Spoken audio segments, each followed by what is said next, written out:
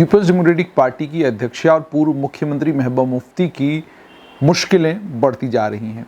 जहां एक तरफ जम्मू कश्मीर पुलिस ने पूर्व मुख्यमंत्री महबूबा मुफ्ती के पासपोर्ट को रिन्यू करने की जो उन्होंने गुजारिश की है उसको अपोज किया है और ये कहा है कि जो सीआईडी वेरिफिकेशन की उनकी रिपोर्ट है उसमें एडवर्स रिमार्क्स हैं।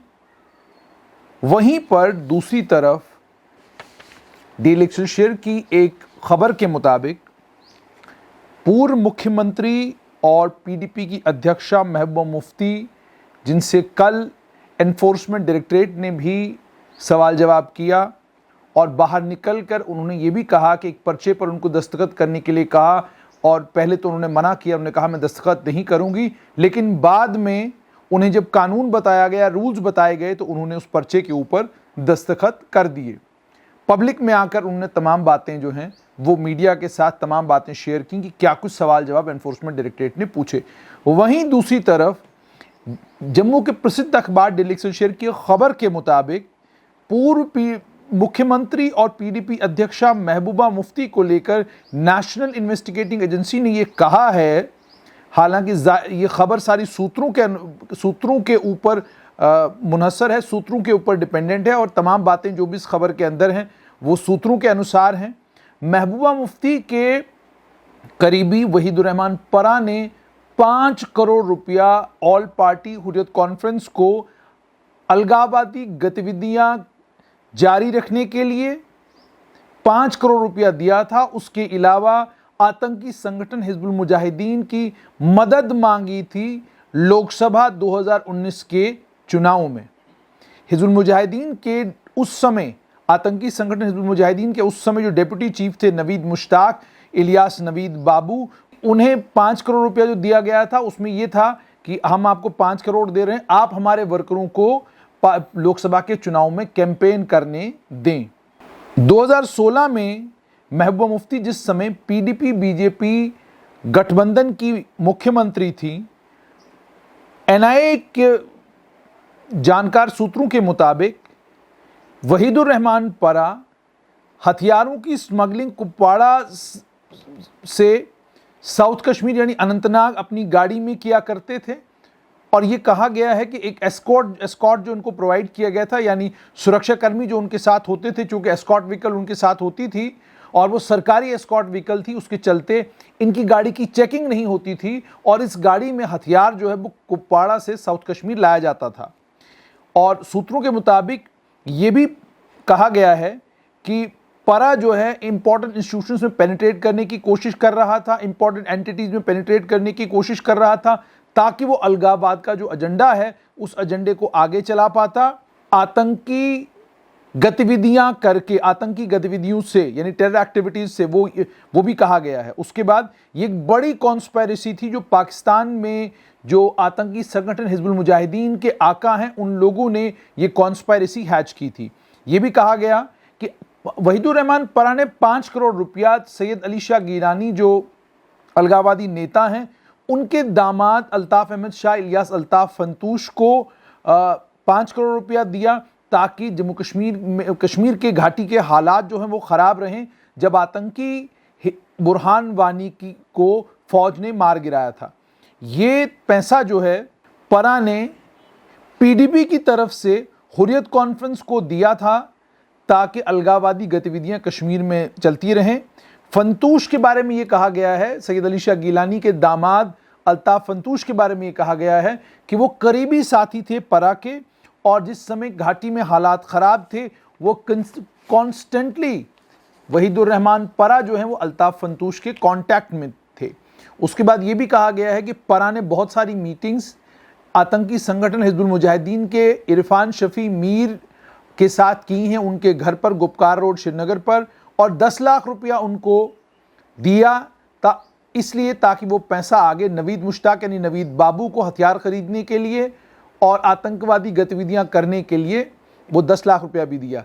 जब फरवरी मार्च 2019 में लोकसभा के चुनाव होने वाले थे, शफी मीर ने परा को सोशल मीडिया प्लेटफॉर्म के ऊपर कॉल किया, सिग्नल के ऊपर, आप जानते हैं सोशल मीडिया प्लेटफॉर्म है एक सिग्नल, उसके ऊपर कॉल किया और उसकी बात नवीद बाबू से कराई जब ये नवीद बाबू जो है शफी मीर के किराए के मकान में जम्मू में रह रहा था।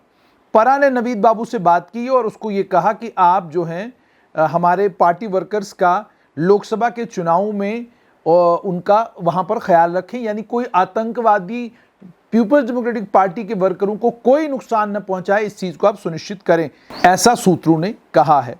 2016 में परा जो है वो कुपवाड़ा से साउथ कश्मीर में बंदूकें यानी सामान हथियार इधर से उधर ले जाने का काम करते थे। वो कुपवाड़ा में अपनी एस्कॉर्ट पार्टी के साथ जाते, हथियार अपनी गाड़ी में डालते और उसके बाद उन हथियारों को अनंतनाग पहुंचाते थे। और वो इसलिए भी होता था क्योंकि उस समय पीडीपी बीजेपी की जम्मू कश्मीर में सरकार थी और पूर्व मुख्यमंत्री महबूबा मुफ्ती उस समय मुख्यमंत्री थी। उसी साल एनआईए ये भी कहती है कि परा ने 10 लाख रुपया पाकिस्तान के आतंकी संगठन लश्कर तैयबा के आतंकी कमांडर अबू दुजाना को दिया था। और सिर्फ इतना ही नहीं, उसे लॉजिस्टिक सपोर्ट दुजाना को दी है।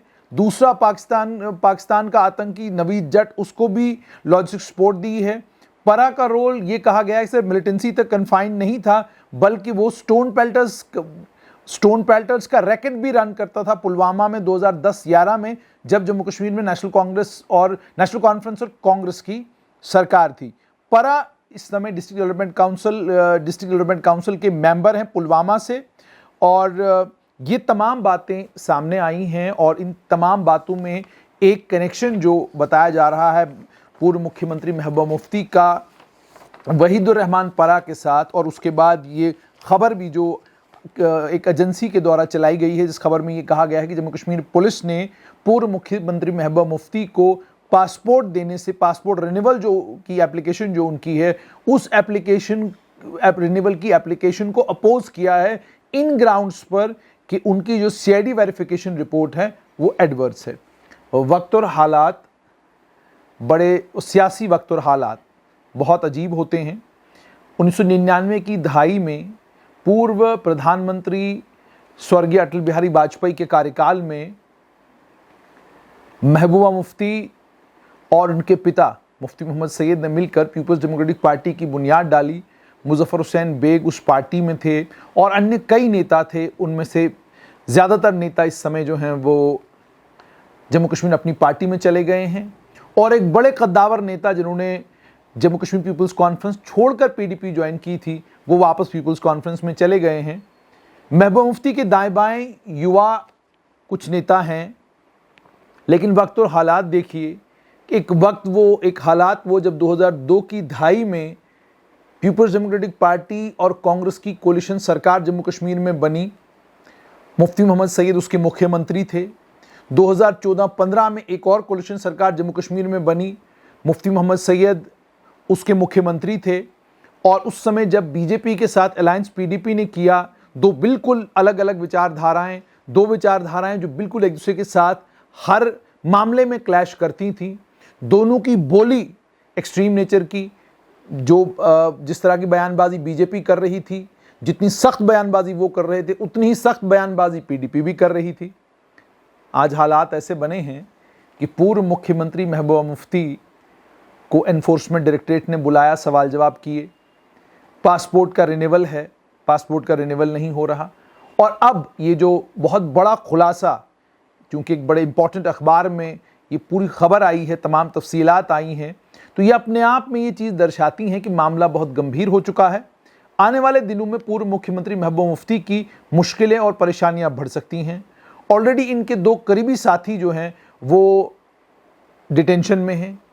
उन्हें डिटेंशन से छोड़ा गया था, छोड़ने के बाद दोबारा उनको डिटेन किया गया।